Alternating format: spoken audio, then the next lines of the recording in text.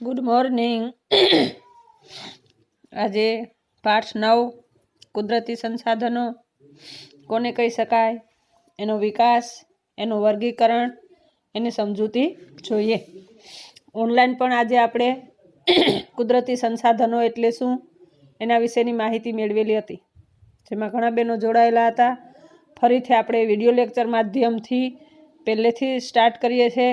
કુદરતી સંસાધન કોને કહી શકાય? કુદરતી સંસાધન એટલે પૃથ્વી ઉપર મળી આવતા તો કુદરતી પદાર્થો કે જેનો ઉપયોગ માનવીએ પોતાના વિકાસ માટે કર્યો હોય એવા પદાર્થોને આપણે કુદરતી સંસાધન તરીકે ઓળખી શકાય. આવા સંસાધનો એટલે કેવા? તો કે જે કુદરતી સંસાધનો પછી જૈવિક હોય કે અજૈવિક તત્વોનો એમાં સમાવેશ થાય. જૈવિક અને અજૈવિક તત્વોનો જેમાં સમાવેશ થતો હોય અને કુદરતી પદાર્થો કે જે માનવી પોતાના વિકાસ માટે કરતો હોય અને એવા પદાર્થો કે જે પૃથ્વી ઉપરથી મળી આવતા હોય જેને આપણે કુદરતી સંસાધનો તરીકે ઓળખી શકીએ. પોઈન્ટ નંબર 2, સંસાધનોનો વિકાસ. અહીંયા કુદરતી સંસાધનની વ્યાખ્યા તૈયાર કરજો. ત્યાર પછી સંસાધનોનો વિકાસ. પ્રાચીન કાળથી માનવી આસપાસના તત્વોનું નિરીક્ષણ કરતો આવ્યો. તે પોતાની સલામતી અને સુખાકારી માટે તેનો શું ઉપયોગ કરે તે વિચારતો હતો. પાષાણ યુગમાં એટલે કે પથ્થર યુગમાં માનવી પથ્થરનો ઉપયોગ પોતાની આવશ્યકતા અનુસાર કરતો. માનવીએ ઉપયોગ કરી ફેંકી દીધેલા ફળોનો ઠળિયામાંથી અનુકૂળતા મળતા અંકુર નીકળે છે અને ચોક્કસ સમયગાળે એ વનસ્પતિ ફળ આપે છે. આ ઘટના સમજતા તેને વર્ષો લાગ્યા. આમાંથી ખેતીનો ઉદ્ભવ થયો. આ રીતે માનવી આસપાસના વિવિધ પદાર્થોનો ઉપયોગ તેની સુખાકારી માટે કરતો થયો. આમ ક્રમશઃ સંસાધનોનો વિકાસ થયો. પરિવહનનો વિકાસ થતાં જુદા જુદા પ્રદેશના સંસાધનો અને તેનો ઉપયોગ માનવી સરળતાથી કરતો થયો. હવે આપણે જોઈએ કે સંસાધનોનો વિકાસ કેવી રીતે થયો અને શા માટે સંસાધનોનો ઉપયોગ કરતો થયો. તો કે માનવ પોતાની સુખાકારી અને સલામતી માટે એ સંસાધનોનો કુદરતી સંસાધનોનો ઉપયોગ કરતો થયો. ધીમે ધીમે પથ્થર યુગમાં જીવતો માનવ, આપણને ખ્યાલ છે કે આજે વૈજ્ઞાનિક શોધખોળ અને નવી ટેકનોલોજીના વિકાસને કારણે, અને એ વિકાસનું કારણ એટલે તો કે પહેલાં ખેતીનો પ્રારંભિક વિકાસ થયો. ધીમે ધીમે માનવને સમજ થઈ કે ફેંકી દીધેલા ઠળિયામાંથી ફરી પાછું વૃક્ષ વનસ્પતિ થાય, ફરી પાછું એમાં ફળ થાય. આમાં એનો ક્રમશઃ વિકાસ થતો ગયો. એટલે માનવ બૌદ્ધિક કક્ષાએ પણ વિકસિત થયો, ખેતીનો ઉદ્ભવ થયો, એની સાથે વિવિધ પદાર્થોનો ઉપયોગ કરતો થયો, એની સમજ વિકસિત થઈ અને ક્રમશઃ ધીમે ધીમે ખેતીના વિકાસ તરફ માનવ આગળ વધ્યો અને એમાં ફરી પાછું પરિવહનની ઉત્તમ સુવિધાનો વિકાસ થયો. જેને કારણે આજના સંદર્ભમાં કહીએ તો વૈજ્ઞાનિક શોધખોળો અને ટેકનોલોજીના વિકાસને કારણે આજે પૃથ્વીની સપાટી ઉપર અનેક પદાર્થો વિવિધ ક્ષેત્રોમાં થવા લાગ્યા. જેમાં એવા પદાર્થો, કુદરતી પદાર્થોમાં 2 પદાર્થો જૈવિક અને અજૈવિક પદાર્થો છે. તો આવા જૈવિક અને અજૈવિક પદાર્થોમાં સંસાધનોનું આપણે વર્ગીકરણ કરીએ તો 4 પ્રકારે જોવા મળશે. એમાં પહેલું આવશે માલિકી, બીજું પુનઃપ્રાપ્યતા, વિતરણ અને ઉપયોગ. માલિકીના આધારે ના પેટા વિભાગ આવશે. માલિકીના આધારે સંસાધનો એટલે કેવા પ્રકારના સંસાધનો ગણાય? તો કે પારિવારિક, જેને વ્યક્તિગત સંસાધન કહી શકાય. દાખલા તરીકે ખેડૂત પોતાની ખેતી ઉપર પોતાનો અધિકાર હોય એટલે એકલ વ્યક્તિગત સંસાધન થયું. જે ધારે એ પોતાની આબોહવા હવામાનને આધારે અનુકૂળ પરિસ્થિતિને આધારે પોતાનો પાક લઈ શકે. એટલે પોતાની માલિકીનો વિકાસને આધારે એ કુદરતી સંસાધનો પ્રાપ્ત કરી શકે. ત્યાર પછી રાષ્ટ્રીય સંસાધન. તો એનું ઉદાહરણ જોઈએ તો કે ખનન ક્ષેત્રો ઉપર કોનો અધિકાર હોય? રાષ્ટ્રીય માલિકીનો અધિકારી હોય. ત્યાર પછી વૈશ્વિક સંસાધન એટલે દાખલા તરીકે સાગરીય જળ ક્ષેત્રો, એન્ટાર્કટિકા ખંડ પર વૈશ્વિક માલિકી, આ વગેરે એમના ઉદાહરણો ગણી શકાય. પુનઃપ્રાપ્યતા. સંસાધનોનું વર્ગીકરણમાં પેટા નંબર 2 પુનઃપ્રાપ્યતાની દ્રષ્ટિએ સંસાધનો કેટલા, કેવા પ્રકારના, એના ઉદાહરણો આપણે જોઈએ તો પુનઃપ્રાપ્ય સંસાધનો કે જેનો ઉપયોગ એકવાર કર્યા પછી થોડા સમયમાં પુનઃ પ્રાપ્ત કરી શકાય એવા સંસાધનોને આપણે પુનઃપ્રાપ્ય સંસાધનો કહી શકાય. દાખલા તરીકે કુદરતી ખાતર, જંગલના ઉપયોગ પછી વૃક્ષારોપણ દ્વારા સંવર્ધન વગેરે પુનઃપ્રાપ્ય સંસાધનો ગણી શકાય. ત્યાર પછી પુનઃ અપ્રાપ્ય સંસાધનો કે જેનો એકવાર ઉપયોગ કર્યા પછી ફરી તેનું સર્જન નજીકના ભવિષ્યમાં શક્ય નથી. દાખલા તરીકે ખનિજ કોલસો, કુદરતી વાયુ, ખનિજ તેલ એ નજીકના ભવિષ્યમાંથી આપણે પ્રાપ્ત કરી શકાય નહીં. કારણ કે અહીંયા ઉદાહરણ તરીકે આપણે જોઈએ કે મુંબઈના હાઈ દરિયામાંથી ખનિજ તેલ મળે તો એક વખત એ ખૂબ ઊંડાઈએ સમુદ્રમાંથી ક્ષારકામ કરી અને પ્રાપ્ત કરેલું હોય, જે ખૂબ ઊંડાઈથી આપણે પ્રાપ્ત કરેલું હોય, ફરી પાછું વર્ષો પછી એ પ્રાપ્ત કરી શકાય. એ જ સ્થળેથી પુનઃ અપ્રાપ્ય સંસાધન તરીકે એને ગણી શકાય કે નજીકના ભવિષ્યમાં કોઈ એ પ્રાપ્ત કરી શકાતું નથી, કારણ કે કુદરતી સંસાધન છે. ત્યાર પછી સૌર શક્તિ, મહાસાગર, વાતાવરણ સનાતન પ્રાકૃતિક સંસાધન છે. આવા પ્રાકૃતિક સંસાધનોનો ઉપયોગ કરવા છતાં તેમાં ઘટાડો થતો નથી. એના પછી આવશે મર્યાદિત સ્થળેથી જ પ્રાપ્ત થતા હોય એવા સંસાધનો. દાખલા તરીકે કોલસો, ખનિજ તેલ, તાંબુ, ટીન, સોનું, યુરેનિયમ, થોરિયમ વગેરે વિરલ સંસાધનો. વિરલ મહત્વના મર્યાદિત સ્થળોમાંથી જ મળી શકે. દરેક સ્થળેથી આપણને સોનું પ્રાપ્ત થાય તો કે નહીં? તો કે સોનું ક્યાંથી પ્રાપ્ત થશે? તો કે દક્ષિણ આફ્રિકાની રોબિન્સ ખાણ છે એમાંથી જ સોનું પ્રાપ્ત થાય. તો દક્ષિણ આફ્રિકાની રોબિન્સ ખાણ એ મર્યાદિત ક્ષેત્ર થયું, જેને આપણે સોનું એ વિરલ સંસાધન થયું. તો આવા સંસાધનો પણ પૃથ્વીની સપાટીમાંથી માનવ પોતાના આર્થિક વિકાસ માટે પ્રાપ્ત કરી શકે. સમગ્ર વિશ્વમાં માત્ર 1-2 સ્થળોથી ઉપલબ્ધ હોય એવા સંસાધનોને એકલ સંસાધન તરીકે ઓળખી શકાય. એનું ઉદાહરણ તો કે ગ્રીનલેન્ડમાં શું પ્રાપ્ત થાય? ક્રાયોલાઇટ ધાતુ છે એ ગ્રીનલેન્ડમાંથી પ્રાપ્ત થાય. તો આવા એકાદ સ્થળેથી જે પ્રાપ્ત થતું સંસાધન જેને આપણે એકલ સંસાધન તરીકે ઓળખી શકાય. પેટા નંબર 3, વિતરણની દ્રષ્ટિએ સંસાધનોના પ્રકાર. એમાં પણ 4 મુદ્દા આવશે. એમાં પહેલો મુદ્દો, વાતાવરણમાં રહેલા નાઇટ્રોજન, ઓક્સિજન વગેરે વાયુઓ સર્વ સુલભ સંસાધન તરીકે ગણી શકાય. 2, જમીન, જળ, ચરાણભૂમિ વગેરે સામાન્ય સુલભ સંસાધન તરીકે ઓળખી શકાય. નજીકના ભવિષ્યમાં જેનો ઉપયોગ થવાની શક્યતાઓ હોય એવા સંસાધનોને સંભવિત સંસાધનો તરીકે ઓળખી શકાય. નજીકના ભવિષ્યમાં જેનો ઉપયોગ થાય એવા કયા? તો કે ઉત્તર ભારતમાં ઉત્તરાખંડ, હિમાચલ પ્રદેશ વગેરે રાજ્યોના પહાડી પ્રદેશોમાં જળ વિદ્યુત માટેની ઘણી અનુકૂળતાઓ છે. હજી એ જળ વિદ્યુત પ્રાપ્ત કરવા માટેના પ્રયાસ કરેલા નથી, પરંતુ કુદરતી સંસાધન આપણી પાસે પ્રાપ્ત છે, જે નજીકના ભવિષ્યમાં વધુ ટેકનોલોજી હોય અને એના માટે નવી વૈજ્ઞાનિક પદ્ધતિનો ઉપયોગ થાય, ઓછા ખર્ચે વધારે ઉપયોગી ચીજ વસ્તુઓ કુદરત પાસેથી મેળવવા માટેના પ્રયત્નો કરતા હોય. તો એવી પરિસ્થિતિમાં આવા સંસાધનો વિતરણની દ્રષ્ટિએ વિસ્તાર અનેક પ્રદેશમાં એનું વિતરણ સમાયેલું હોય. એમાં 2 ઉદાહરણ યાદ રાખજો. ઉત્તર ભારતમાં ઉત્તરાખંડ, હિમાચલ પ્રદેશ વગેરે રાજ્યોમાં જળ વિદ્યુત માટેની ઘણી બધી અનુકૂળતાઓ જોવા મળે છે. એના પછી 4, એવા પદાર્થો કે જેના ઉપયોગ વિશે કશી ખબર નથી. જ્યાં સુધી કોઈ પદાર્થના ગુણ અને તેનો ઉપયોગ ખબર નથી ત્યાં સુધી આવા પદાર્થો અજ્ઞાત સંસાધનો છે. એમેઝોન નદીના મુખ ત્રિકોણ પ્રદેશના રહેવાસીઓ રબરના વૃક્ષોને ઓળખતા હતા, પરંતુ તેનો ઉપયોગ ખબર ન હતી. તેથી તે સમયે રબર કેવું થયું? અજ્ઞાત સંસાધન. આજે આ રબરનો ઉપયોગ પરિવહનના સાધનોના ટાયર બનાવવા માટે થાય. એવા પદાર્થો કે જેનો અજ્ઞાત સંસાધન તરીકે આપણે ઓળખીએ, આપણને ખ્યાલ નથી કે આ પદાર્થમાં આટલા ગુણ અથવા એની ઉપયોગિતા આટલી બધી, આ ખબર ન, આપણી પાસે સંપત્તિ છે, સંસાધન છે, કુદરતી છે, પરંતુ આપણે અજ્ઞાત છે, જેને કારણે એનો ઉપયોગ કેવી રીતે થઈ શકે એ ખ્યાલ નથી. એવું ઉદાહરણ આપવું હોય તો એમેઝોન નદીના મુખ ત્રિકોણ પ્રદેશના રહેવાસીઓ કે જે રબરના વૃક્ષોને ઓળખતા હતા, પણ એનો ટાયર તરીકે પરિવહનમાં ઉપયોગ થશે એનો ખ્યાલ હતો નહીં. તો એવા સંસાધનો એ સમયે શું કહેતા?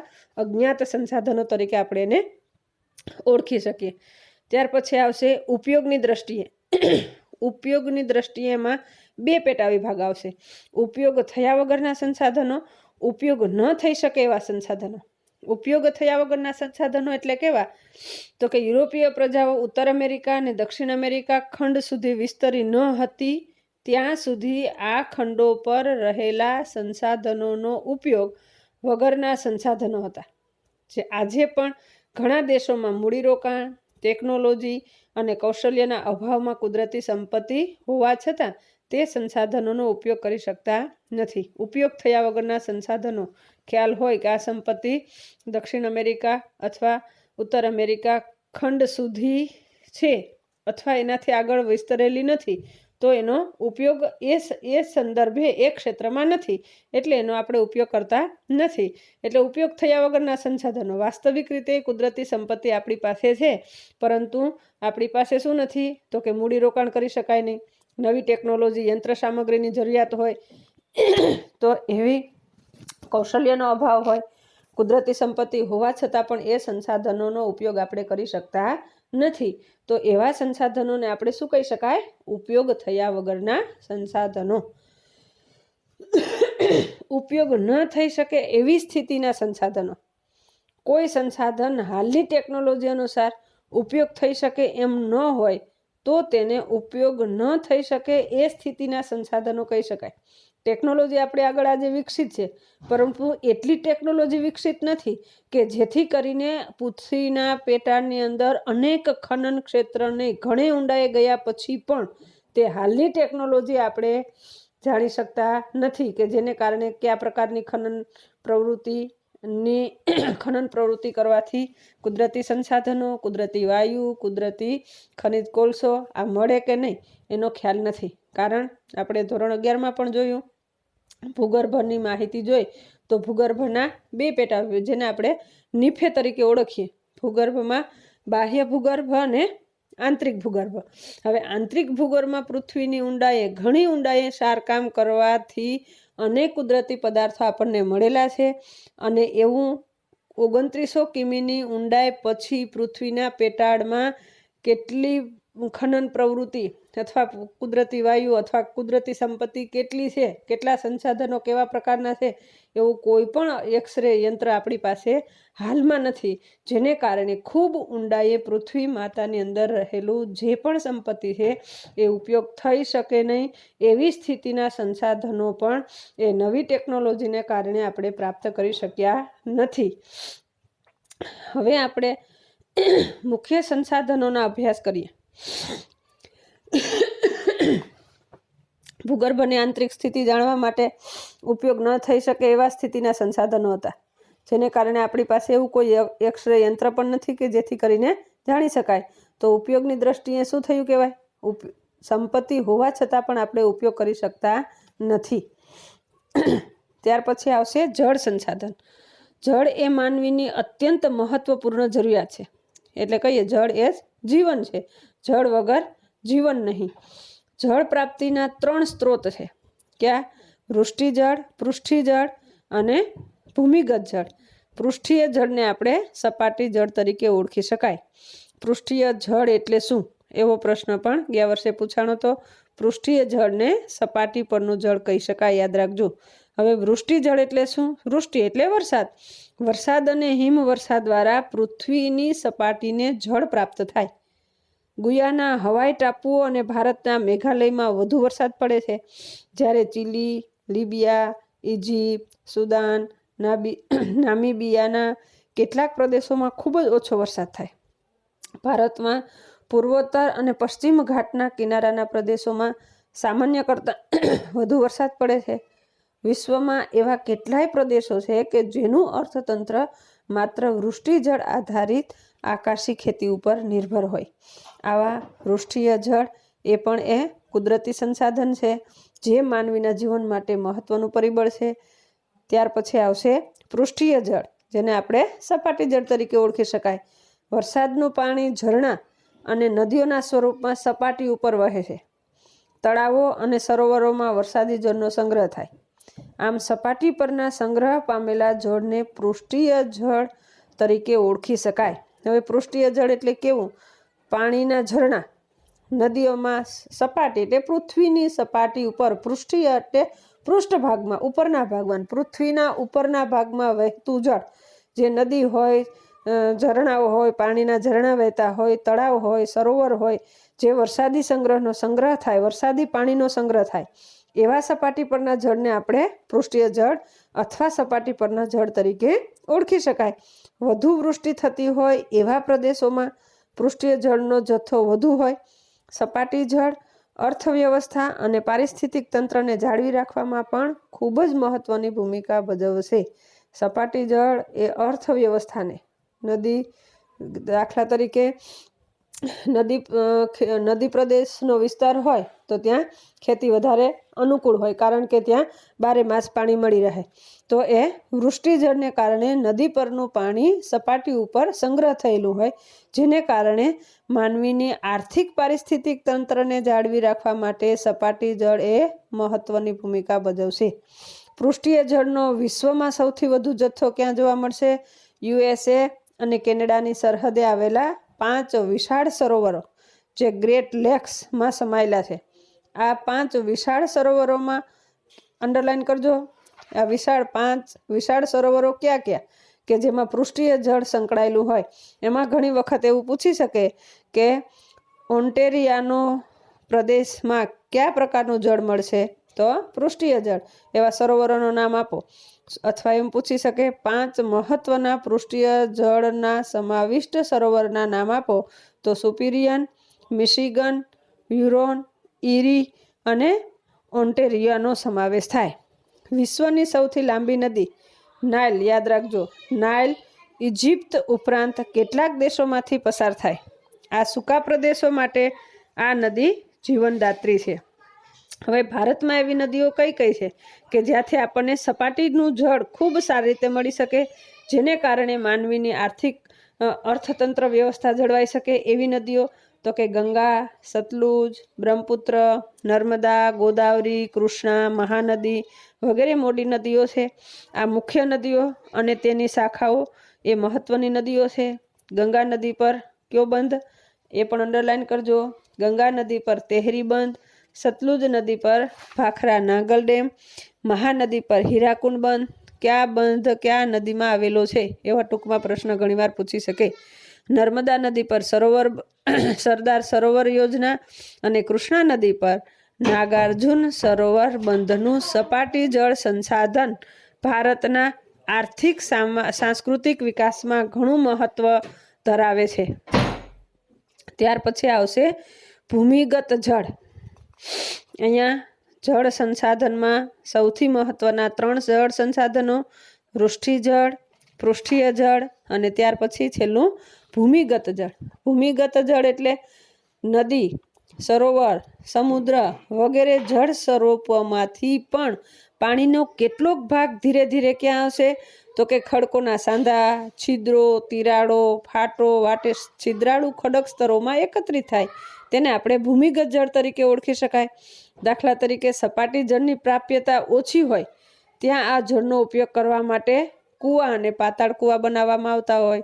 ગુજરાતમાં પાતાળ કૂવા દ્વારા મોટાભાગના વિસ્તારોમાં સિંચાઈ પણ કરવામાં આવતી હોય, જેને કારણે આપણે સિંચાઈ પદ્ધતિથી, પછી કોઈ પણ પ્રકારની સિંચાઈ પદ્ધતિ હોય, ઇરિગેશનથી માંડીને ટપક પદ્ધતિ હોય કે ફુવારા પદ્ધતિ હોય કે કોઈ પણ પ્રકારની પદ્ધતિ હોય, એ ભૂમિગત જળ પૃથ્વીની આંતરિક ભાગમાં નદી અને સમુદ્ર વહેતો હોય, ખડક રચનામાં તિરાડ, છિદ્ર હોય અને પાણી સચવાયેલું હોય, ફરી પાછું કૂવા દ્વારા, પાતાળ કૂવા દ્વારા આપણે અથવા બોર દ્વારા પ્રાપ્ત કરીએ, જેને આપણે ભૂમિગત જળ તરીકે ઓળખી શકાય. હવે આપણે જોઈએ તો જળ સંસાધન સંબંધી સમસ્યાઓ અંગે જાણીશું. જળ સંસાધન સંબંધી સમસ્યાઓ એટલે કઈ? તો એમાં અહીંયા પણ ઉદાહરણ આપેલા છે. એમાં પહેલાં આપણે જોઈએ જળ સમુદ્ર. જળ સંસાધન સંબંધી સમસ્યાઓ અને ઉકેલ. જળ સંસાધન, પૃષ્ઠીય જળ અને ભૂમિગત જળનું પ્રદૂષણ એ વૈશ્વિક સમસ્યા છે. વધુ પાક મેળવવા માટે જંતુનાશક દવાઓનો બહોળો ઉપયોગ થાય. વૃષ્ટિજળ સાથે આ જંતુનાશક દવાઓ પાણીમાં ભળી નદીઓ અને તળાવોના જળને પ્રદૂષિત કરે છે. આ રીતે પૃષ્ઠીય જળ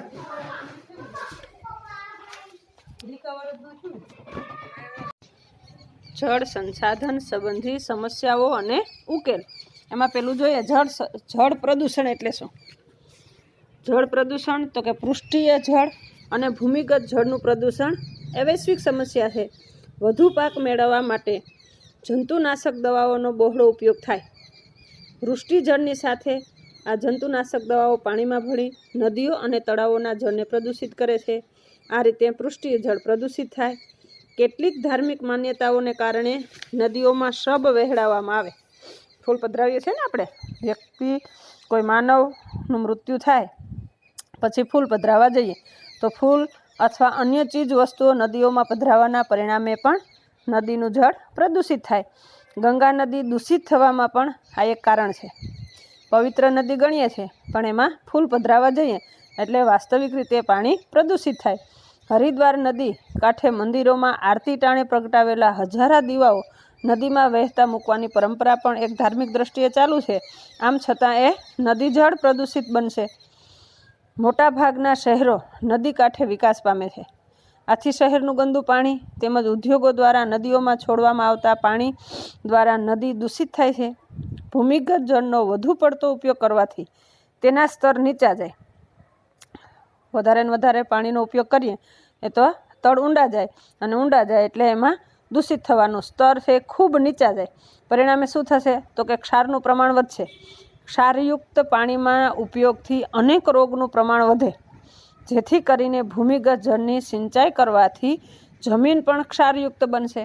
અને એ જમીન કેવી બનશે તો કે બિન ઉપજાઉ બનતી જાય. ક્યાંક કારખાનાઓમાં દૂષિત રસાયણયુક્ત પાણી બોરમાં ઉતારવામાં આવતું હોય જેને પરિણામે પણ ભૂમિગત જળ દૂષિત થાય છે. આ રીતે દૂષિત બનેલા ભૂમિગત જળનો ઉપયોગ નુકસાનકારક નીવડી શકે.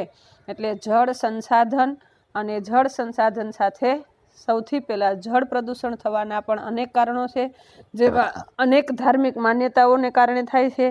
અનેક શહેરો વિકસિત હોય જેને કારણે ગંદા વસવાટને કારણે સંપૂર્ણ કચરો જૈવિક કે અજૈવિક કોઈ પણ પ્રકારના કચરાને એ પાણીમાં પધરાવવામાં આવતા હોય ત્યારે પણ જળ પ્રદૂષણની સમસ્યા દિવસે દિવસે વધે છે. જેથી કરીને જમીન પણ ક્ષારવાળી બને છે અને બિન ઉપજાઉ બની શકે. આ એક સૌથી મોટામાં મોટું પ્રદૂષણ એ જળ પ્રદૂષણ થયું. હવે એના ઉકેલ માટે આપણે શું કરવું તો જળ સંસાધન સંબંધી સમસ્યાઓના ગંભીર પરિણામો આવ્યા. આ સમસ્યાઓના ઉકેલ માટે આપણે શું કરી શકાય તો કે 1. સજીવ ખેતીને પ્રોત્સાહન આપી ક્રમશઃ જંતુનાશક દવાઓનો ઉપયોગ સદંતર બંધ કરવો. વધુ પાક મેળવવા માટે જંતુનાશક દવાનો ઉપયોગ કરીએ. જંતુનાશક તરીકે હાનિકારક રસાયણોના સ્થાને કુદરતમાંથી મળી આવતા બિનહાનિકારક પદાર્થો અને જૈવિક કીટનાશકોનો ઉપયોગ કરવો જોઈએ. અળસિયા સંવર્ધન કેન્દ્ર વિકસિત ઘણી જગ્યાએ જોવા મળે છે. કુદરતી છાણનો ઉપયોગ કરવો જેથી કરીને એ બિન ઉપજાઉ ખેતી પણ ઉપજાઉ બની શકે અને દવાઓનો ક્રમશઃ ઘટાડો કરી શકાય અને ઉત્તમ ખોરાક પ્રાપ્ત કરી શકાય. ત્યાર પછી આવશે ભારતમાં નદીઓને માતા માનવામાં આવે. આમી સમજ કેળવી નદી પ્રદૂષિત ન થાય તે રીતે નવી પરંપરા શરૂ કરવી જોઈએ. નદીને આપણે માતા તરીકેનું સ્થાન આપીએ પણ નદીમાં જ આપણે ફૂલ પધરાવીએ છીએ. ગંગા પવિત્ર નદી છે, હરિદ્વાર પવિત્ર નદી છે, એમાં જલ સ્નાન કરવાની સાથે આપણે ફૂલ પધરાવીએ છીએ, પ્રદૂષિત કચરો પધરાવીએ છીએ તો એને માતાનું સ્થાન કેવી રીતે આપી શકાય? તો એને સ્થાને એને જો માતા સમજવામાં આવે, નવી પરંપરા ચાલુ કરીએ તો પવિત્ર નદી આપણે જાળવી શકાય અને એ જળ પ્રદૂષિતથી બચાવી શકાય. 3. શહેરનું ગંદુ પાણી અને ઉદ્યોગ દ્વારા છોડવામાં આવતું દૂષિત પાણી નદીમાં છોડતા પહેલાં યોગ્ય ટ્રીટમેન્ટ આવ્યા બાદ બિનહાનિકારક બનાવવું જોઈએ. દૂષિત પાણી છોડતા પહેલાં શું કરવું? ટ્રીટમેન્ટ કે એ ફરી પાછું પાણી ઉપયોગી થાય તો એ પાણીને બિનહાનિક બનાવવું જોઈએ. 4. ભૂમિગત જળનો ઉપયોગ ઘટાડવા માટે વૃષ્ટિ જળનો સંચય કરી તેનો ખેતીમાં ઉપયોગ કરવામાં આવે તેમજ અદ્યતન ટેકનોલોજીનો ઉપયોગ કરી ઓછા પાણીથી ખેતી કરવામાં આવે જેથી ભૂમિક્ષરણ થતું અટકી જાય. ઇરિગેશન પદ્ધતિ આજે ઉત્તમ પદ્ધતિ છે આધુનિક સમયમાં કે જેને કારણે ટપક પદ્ધતિથી વિશેષ સિંચાઈ પદ્ધતિમાં સૌથી મહત્ત્વની પદ્ધતિ છે આધુનિક ટેકનોલોજીના આધારે કે જે ભૂમિગત જળનો ઉપયોગ ઘટાડવો, વૃષ્ટિજળ સંચય કરવું અને ઓછા પાણીએ વધુ ઉત્પાદન અને સારી રીતે ઉત્પાદન ક્વોલિટીવાળું ગુણ પ્રાપ્ત કરવો. કોઈ પણ દાખલા તરીકે શિયાળુ પાક હોય એ ભૂમિગત જળથી અદ્યતન ટેકનોલોજી દ્વારા ઇરિગેશન પદ્ધતિથી આપણે ટપક પદ્ધતિથી ઓછા પાણીએ વધુ ઉત્પાદન પ્રાપ્ત કરી શકાય એવી ઉત્તમ પ્રવૃત્તિ કરીને પણ જળ પ્રદૂષણને અટકાવી શકાય. અને એની સાથે જળ પ્રદૂષણ અટકશે તો ભૂમિક્ષરણ પણ અટકી જશે. બોરમાં પ્રદૂષિત થતું પાણી ઉતારવું એ ગંભીર ગુનો છે, જેથી આ પ્રકારની ગુનાહિત પ્રવૃત્તિ થતી હોય અટકાવવી. ખાસ કરીને બોરમાં દૂષિત પાણી ઉતારીએ તો એ જમીન પણ દૂષિત થાય અને આજુબાજુના જે તળ પાણીનો વિસ્તાર હોય એ પણ દૂષિત બને. તો એવા ગુનાહિત પ્રવૃત્તિથી હંમેશા દૂર રહેવું, તો પણ જળ પ્રદૂષણ અટકી શકે. ત્યાર પછી આવશે ભૂમિ સંસાધન એટલે શું? આધુનિક કાળથી માનવી ભૂમિનો વિવિધ રીતે ઉપયોગ કરતો થયો. તેમાં સૌથી વધુ ઉપયોગ ખેતી માટે થાય. ખેતીના ઉપયોગમાં આવતા ભૂમિ ભાગને જમીન કહેવામાં આવે. ખેતીમાં ઉપયોગમાં આવતા ભૂમિ ભાગને જમીન તરીકે ઓળખી શકાય. અન્ય ઉપયોગ થતો હોય ત્યારે તેને આપણે ભૂમિ તરીકે ઓળખી શકાય. યાદ રાખજો, ભૂમિ અને જમીન આ બંને વચ્ચેનો તફાવત શું? તો કે ખેતીનો ઉપયોગ થતો હોય એવા ભૂમિ ભાગને આપણે જમીન કરીએ અને ખેતીમાં ઉપયોગ ન થતો હોય એવા ભાગને આપણે શું કહીએ છીએ? ભૂમિ કહીએ. તો આવા ભૂમિનો શું ઉપયોગ થાય? તો કે રહેઠાણ, પરિવહન, માર્ગો, ઉદ્યોગો, ઉપવનો, જળાશયો બનાવવા માટે માનવી ભૂમિનો ઉપયોગ વધારે કરે છે. પડતર અને ખરાબાવાળી જમીનને કેળવીને માનવી ખેતીલાયક બનાવે છે. આમ અનેક રીતે માનવી ભૂમિનો ઉપયોગ કરી શકે. એટલે કે માનવી ભૂમિનો ઉપયોગ વિવિધ પ્રકારે કરી શકે. ખેતી તરીકે ઉપયોગ કરી શકે અને ભૂમિ તરીકે પણ એનો ઉપયોગ કરી શકે. અને એ ભૂમિ સંદર્ભે પરિવહન તરીકે, રહેઠાણ તરીકે, ઉદ્યોગો, ઉપવનો, જળાશયો, શાળા સંકુલ બનાવવા માટે કરી શકે, રેસિડન્ટ બનાવવા માટે કરી શકે. આવા અનેક પ્રકારના ઉપયોગ એ ભૂમિનો થઈ શકે. હવે ખેતી માટે ઉપયોગ કરી શકે તો ખેતી એટલે શું? ખેતી કઈ રીતે કરી શકાય? ક્યાં કેવી રીતે જોવા મળશે? ભૂમિનો ખેતી માટે ઉપયોગ માનવી પ્રાચીન કાળથી કરતો આવ્યો. ખેતીની શરૂઆતની સાથે માનવીનું સ્થાયી જીવન શરૂ થયું. ભટકતું જીવન ગાળતો હતો, જંગલમાં રહેતો માનવી હવે ખેતી તરફ વળ્યો. સમજણ વિકસિત થઈ એટલે સ્થાયી જીવન શરૂ થયું. ગ્રામીણ વસાહતનો વિકાસ થયો. ખેતીનો વિકાસ માનવીના સામાજિક અને આર્થિક પરિવર્તનમાં મહત્વનું પરિબળ છે. ઇજિપ્ત અને ભારતમાં ઉપજાઉ સ્થાનો પર સદીઓથી ખેતી કરવામાં આવતી હતી. ભારતમાં વેદકાળમાં પણ પદ્ધતિસર ખેતી કરવામાં આવતી એવા ઉલ્લેખો પણ આપણને ખ્યાલ મળે છે કે ઇજિપ્ત અને ભારતમાં પણ ઉપજાઉ સ્થાનો પર સદીઓથી ખેતી કરવામાં આવે છે. અને એ ખેતી ઉદ્યોગો માટે કાચો માલ પૂરો પાડવા માટે મહત્વનું પરિબળ ગણી શકાય. એટલે ખેતીની શરૂઆત માનવીનું સ્થાયી જીવનથી લઈ અને આધુનિક તરફ જો માનવી નવી ટેકનોલોજીનો વિકાસ કરતો હોય તો મૂળભૂત એનો વિકાસ એટલે ખેતીના વિકાસને કારણે થઈ શકે.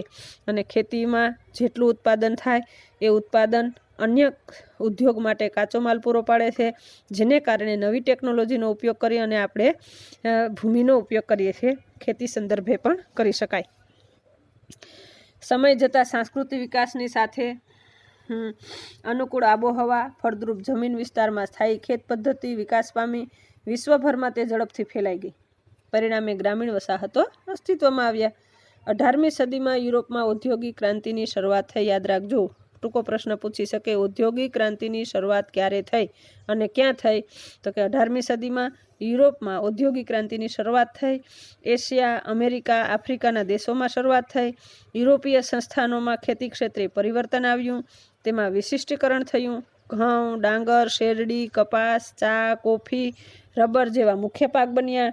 આ પાકની માંગ વધતા વ્યાપારિક અને બાગાયતી ખેતીનો વિકાસ થયો. વિશ્વમાં ખેતીના વિવિધ પાકની વૈશ્વિક હેરફેર થઈ.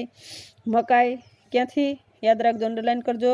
મધ્ય અમેરિકામાંથી વિશ્વના વધુ દેશોમાં ફેલાય. બટાકા ક્યાંથી? તો કે એન્ડીઝથી યુરોપીય દેશોમાં ગયા. પોર્ટુગીઝો શું લાવ્યા? તો કે તમાકુ ભારતમાં લાવ્યા. 3-4 પ્રશ્ન પેરેગ્રાફમાંથી પૂછાશે. આજના ટેકનોલોજીના યુગમાં ખેતીમાં આમૂલ પરિવર્તન આવ્યું. આધુનિક ખેતીમાં ટપક સિંચાઈ પદ્ધતિ, ફુવારા પદ્ધતિ, માઇક્રો ઇરિગેશન પદ્ધતિ, સજીવ ખેતી પદ્ધતિથી ખેતી કરવામાં આવે છે. સામાન્ય રીતે ઋતુ પ્રમાણે ખેતી કરવામાં આવે. પરંતુ ગ્રીન હાઉસ ઊભા કરી તેમાં અનુકૂળ વાતાવરણ સર્જીને પણ પાક લેવામાં આવે. એને કારણે આપણે કહી શકાય કે આધુનિક સમયમાં ખેતીમાં પણ વૈજ્ઞાનિક પદ્ધતિથી ખેતી કરવામાં આવે છે, જેને કારણે અર્થતંત્રમાં પણ ખેતી મહત્ત્વની ભૂમિકા ભજવે છે. ત્યાર પછી ભૂમિ સંસાધનો સાથે જોડાયેલી અનેક સમસ્યાઓ છે. એવી સમસ્યાઓ કઈ? તો કે પહેલી સમસ્યા તો ખેતીલાયક જમીનમાં ઘટાડો.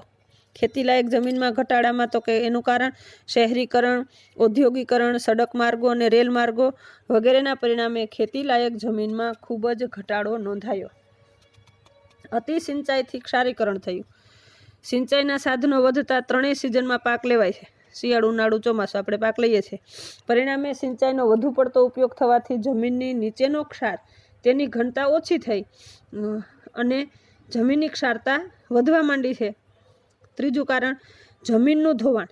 જમીનનું ઉપલું પણ ક્ષારયુક્ત થવાથી જળ સંગ્રહ શક્તિ ઘટી ગઈ. પરિણામે વધુ વરસાદ પડતા જમીનનું ધોવાણ થયું. નદીના ઉપરવાસમાં જંગલનું પ્રમાણ ઘટતા સ્ત્રાવ ક્ષેત્રમાં જળ પ્રવાહ ઝડપી બન્યો. આથી નીચાણવાળામાં પૂરની સ્થિતિ સર્જાઈ. તેથી જમીનનું ધોવાણ થયું. આ ભૂમિ સંસાધન સાથે જોડાયેલી સમસ્યામાં જમીનનું ધોવાણ પણ એ ખૂબ જળ સંગ્રહ શક્તિ ઘટી ગઈ, જેના કારણે પૂરની સ્થિતિ પણ સર્જાણી અને અનેક જમીનનું ધોવાણ થયું. સરકાર ભલે આપણે જમીન ધોવાણ થાય આપણને સહાય મળે છે, ફરી પાછું એ બીજો પાક લેવા માટે અનેક ખર્ચ આપણને કરવો પડતો હોય, જે નુકસાનકારક પણ હોઈ શકે. નિર્વનીકરણ, શહેરીકરણ, ઔદ્યોગિકરણ, સડક માર્ગો, રેલ માર્ગો, વન પ્રદેશમાં વિમાની મથકો, ખેતીને પ્રોત્સાહન, પ્રદૂષણ વગેરે કારણોસર વન વિસ્તારો ઘટી રહ્યા છે. ઝૂમ ખેતી. ઝૂમ ખેતી આજે પણ કેટલાક પ્રદેશોમાં જંગલ કાપીને ખેતીલાયક જમીન તૈયાર કરવામાં આવે. ભારતમાં એવા કયા પ્રદેશો? તો કે પૂર્વોત્તરના કેટલાક ક્ષેત્રોમાં આ પ્રકારની ખેતી કરવામાં આવે. ઝૂમ ખેતી કયા પ્રદેશમાં કરવામાં આવે? અંડરલાઇન કરજો. તેને ઝૂમ ખેતી તરીકે ઓળખી શકાય. અહીંયા જમીનની ઉત્પાદનતા ઘટતા નવા સ્થાનો પર વૃક્ષો કાપી ખેતી કરવામાં આવે છે. ત્યાર પછી આવશે સઘન ખેતી. ખેતી માટે સિંચાઈ, મૂડીરોકાણ, આધુનિક યંત્રોની સગવડ હોય ત્યાં ત્રણેય સિઝનના પાક લેવામાં આવે. પરિણામે જમીનની ફળદ્રુપતા ઘટતી જણાય. સઘન ખેતી એટલે કે એક વર્ષમાં એક સાથે 3 પાક આપણે લઈએ, શિયાળો, ઉનાળુ અને ચોમાસું, જેને કારણે સિંચાઈ, મૂડીરોકાણ, આધુનિક યંત્રોની સગવડ આ ત્રણેય સિઝનમાં એનો ઉપયોગ કરવામાં આવે. એની જરૂરિયાત વધે છે, જેને કારણે જમીનમાંથી વધારે ને વધારે આપણે જે તત્વ હોય એનો નાશ થાય અને ક્ષારનું પ્રમાણ વધશે, જમીનની ફળદ્રુપતા ઘટશે અને એ સઘન ખેતીને કારણે જોવા મળશે. ત્યાર પછી કૃત્રિમ ખાતરનો અને કીટનાશકોનો ઉપયોગ. કૃત્રિમ ખાતર જેવા કે યુરિયા, એમોનિયા, ફોસ્ફેટ, ડીએપી વગેરે કૃષિ ઉત્પાદન વધારતા માટે ઉપયોગ થાય. પરિણામે લાંબા ગાળે જમીનના ફળદ્રુપતા ઘટે છે. કીટનાશકો જમીનમાં ભળતા જમીન દૂષિત થાય. કીટનાશકો જમીનમાં ભળે છે, જેને કારણે જમીન દૂષિત થાય. અળસિયા સંવર્ધન હોય તો અળસિયાથી ફરી પાછી ફળદ્રુપતા આપણને પ્રાપ્ત થાય. એટલે ઘણા પ્રદેશમાં, ઘણા ક્ષેત્રમાં અળસિયા સંવર્ધન કેન્દ્ર રાખવામાં આવે અને એ અળસિયાઓને ફરી પાછા જમીન ઉપર અથવા ખેતીમાં રાખવામાં આવે, જેથી કરીને બિન ઉપજાઉ જમીનને પણ એ ફરી ઉપજાઉ બનાવી શકે. હવે આવા કૃત્રિમ ખાતર અને કીટનાશકોનો ઉપયોગ થાય, જમીન દૂષિત થાય, તો એના ઉકેલ માટે શું કરવું જોઈએ? તો કે ખેતીલાયક જમીનનો ઘટાડો અટકાવવા માટે જમીન નવસાધ્ય કરવામાં આવે. ખરાબાની પડતર જમીનને કેળવી ઉપયોગ કરવામાં આવે, ખેડવી પડે. આજે સિંચાઈનું આધુનિકરણ થઈ રહ્યું છે ત્યારે ટપક, ફુવારા અને માઇક્રો ઇરિગેશન પદ્ધતિઓ અમલમાં આવી છે. આ પદ્ધતિનો ઉપયોગ કરી સિંચાઈ માટે પાણીનો ઉપયોગ ઘટાડી જમીનનું ક્ષારીકરણ પણ અટકાવી શકાય. એના પછી જમીન ધોવાણનું મુખ્ય કારણ વેગીલા પાણીનો પ્રવાહનો વેગ ઘટાડવા માટે વનીકરણ અને આડબંધ એ શ્રેષ્ઠ ઉપાય છે. 4. જંગલ વિસ્તારમાં ઘટી રહ્યા છે ત્યારે ઝૂમ પ્રકારની ખેતી બંધ કરવા માટેના યોગ્ય પગલાં લેવા જોઈએ. ઝૂમ ખેતીને બદલે બાગાયતી ખેતીને પ્રોત્સાહન આપવું જોઈએ. કૃત્રિમ ખાતરનો ઉપયોગ અને કીટનાશકોનો ઉપયોગ જમીનની ગુણવત્તા બગાડે છે. આથી ગૌમૂત્ર, જૈવિક કીટનાશકો, કુદરતી કચરો અને પશુઓના છાણનો ખાતર તરીકે પણ ઉપયોગ કરવો જોઈએ. આ અહીંયા કૃત્રિમ ખાતરના ઉપયોગ અને કીટનાશકોનો ઉપયોગ કેવી રીતે જમીનને નવસાધ્ય બનાવી શકે એના ઘણા બધા ઉપાયો છે જે આપણે પણ કરી શકીએ અને એ કરવા જોઈએ, જેથી કરીને જમીનની ફળદ્રુપતા કાયમી ટકી શકે અને વધારે પાક મેળવી શકાય અને એ પાક પણ ગુણવત્તાયુક્ત બનાવી શકાય. ત્યાર પછી આપણે અહીંયા ખનિજોનું વર્ગીકરણ, ખનિજ સંસાધન સંબંધી સમસ્યા અને ઉકેલ, ખનિજ તેલ અને કુદરતી વાયુ સંબંધી સમસ્યાઓ અને ઉકેલ, સાગરીય સંસાધનોનું વર્ગીકરણ અને એ બિન પરંપરાગત ઉર્જા સ્ત્રોત, સાગરીય સંસાધન સમસ્યાઓ અને ઉકેલ એ હાલ પૂરતું કોર્સમાં નથી, જેને કારણે એના પછીનો પોઈન્ટ આવશે પશુ સંસાધન, જે કોર્સમાં સમાવિષ્ટ છે. પશુપાલન સંસાધન, જે પશુ સંસાધન તરીકે ઓળખી શકાય, જેમાં ખાસ તરીકે દૂધ, માંસ, ઊન વગેરે મેળવવા માટે આપણે કરતા હોય. એ ઉપરાંત પશુઓનો ઉપયોગ ખેતી માટે અને પરિવહનના સાધન તરીકે પણ આપણે ઉપયોગ કરીએ છીએ. ત્યારે એનો વિકાસ તો કે પશુ સંસાધનથી અન્ય આનુષંગિક પ્રવૃત્તિનો પણ વિકાસ થાય. એવી પ્રવૃત્તિ એક એટલે કે ડેરી ઉદ્યોગ. ભોજનમાં સૌથી વધુ ઉપયોગ દૂધ અને દૂધની બનાવટોમાં થાય. ડેરી ઉદ્યોગને અંતર્ગત મુખ્ય પશુ ગાય છે. યુરોપ, પૂર્વ સોવિયત સંઘ, ઉત્તર અમેરિકા, ન્યૂઝીલેન્ડ, આર્જેન્ટિના અને પૂર્વ ઓસ્ટ્રેલિયાના ગાયનો ઉછેર કરવામાં આવે છે. આણંદની અમૂલ ડેરી દ્વારા પશુપાલન પ્રવૃત્તિને પ્રોત્સાહન આપવામાં આવે છે.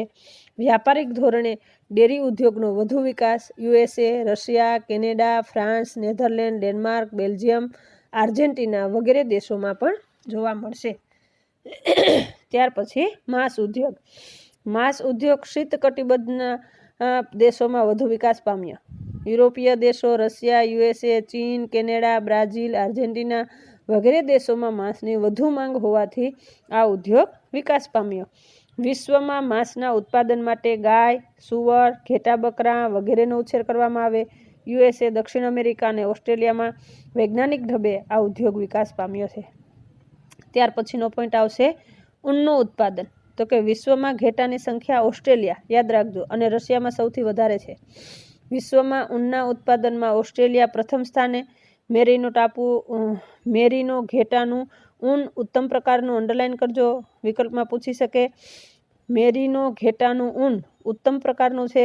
ભારતમાં ઊનના સ્વેટર, ધાબળા, શાલ વગેરે બનાવવામાં ઉદ્યોગ ખાસ કરીને અમૃતસર, લુધિયાણા, શ્રીનગર, વારાણસી, આગ્રા વગેરે શહેરોમાં જોવા મળે. હવે સમસ્યાઓ કઈ થઈ? તો કે ઔદ્યોગિકરણ અને શહેરીકરણને કારણે પશુપાલન વ્યવસાય માટે જરૂરી ચરાણ ક્ષેત્રોનો વિસ્તાર અને ગુણવત્તામાં દિન પ્રતિદિન ઘટાડો થઈ રહ્યો છે. પશુપાલન પ્રવૃત્તિમાં પશુઓની કિંમત, ઘાસચારો અને પશુ ચિકિત્સા મોંઘા બન્યા છે, જ્યારે પશુ પેદાશોનું વળતર ઓછું મળે છે.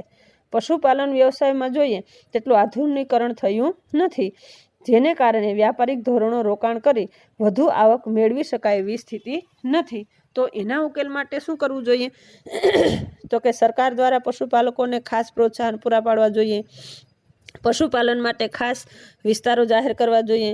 પશુઓની ખરીદી માટે તથા ઉછેર માટે તબેલા કે ગમાણના નિર્માણ માટે આર્થિક સહાય આપવી જોઈએ. પશુ સંપત્તિ આધારિત ઉદ્યોગોને કરવેરામાંથી ખાસ છૂટછાટ આપવી જોઈએ. ઓછા દરે ધિરાણની સુવિધા આપવી જોઈએ. આમ અહીંયા પશુ સંસાધન. અને ત્યાર પછી છેલ્લો પોઈન્ટ માનવ સંસાધન. આ માનવ સંસાધન એ વસ્તીનું વિતરણ. માનવ ભૂગોળમાં માનવી મુખ્ય કેન્દ્ર સ્થાને છે, જેના કારણે કુદરતમાં રહેલો કોઈ પણ પદાર્થ માનવી તેની જરૂરિયાત પૂર્ણ કરવા માટે ઉપયોગમાં લે ત્યાં સુધી તે પદાર્થ સંસાધન બની ન શકે. સૃષ્ટિમાં માત્ર માનવી જ પોતાની જરૂરિયાત પૂર્ણ કરવા માટે પ્રાકૃતિક અને સાંસ્કૃતિક પર્યાવરણનો ઉપયોગ કરે છે. પછી ભૂમિ હોય, જળ, જમીન, ખનિજ કોઈ પણ હોય એ શક્ય બનાવે છે. સામાજિક સંગઠન, રાજનૈતિક પ્રબંધન, સાંસ્કૃતિક વિકાસ કરે છે. આ બધા માટે એ નવી આધુનિક ટેકનોલોજીનો પણ ઉપયોગ કરે છે. એ માનવ સંસાધન થયું. માનવ સંસાધનમાં સૌથી મોટી સમસ્યાઓ કઈ? તો એ વસ્તી વિસ્ફોટની છે. પરિણામે કુદરતી સંસાધનનો ઉપયોગ વધી રહ્યો છે. વસ્તી નિયંત્રણમાં રહે એવા પ્રયત્ન કરવા જોઈએ. આ અંગેની વ્યાપક એવી વૈશ્વિક સમજ કેળવવાથી આંતરરાષ્ટ્રીય સમસ્યાઓનું નિરાકરણ પણ આવી શકે. તો એ વૈશ્વિક સમસ્યાઓ દૂર થાય. અહીંયા પાઠ આપણે પૂર્ણ કરીએ. પાઠ નંબર 1 પ્રશ્ન અસાઇનમેન્ટ માટે લખજો 1 અને 2, બાકી રેગ્યુલર માટે